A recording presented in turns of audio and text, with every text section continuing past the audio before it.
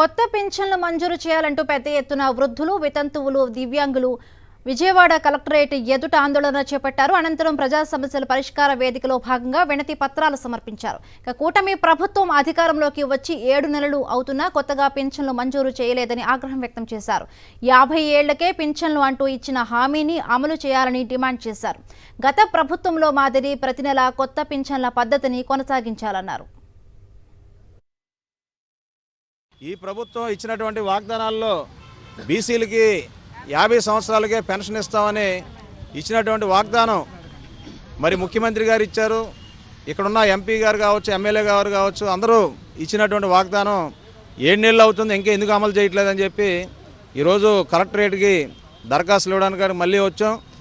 ఇప్పటికే ప్రభుత్వం మేము సంక్షేమ పథకాల్లో దేశంలో అన్ని చోట్ల కన్నా ఎక్కువగా చేస్తున్నామని చెప్తున్నారు.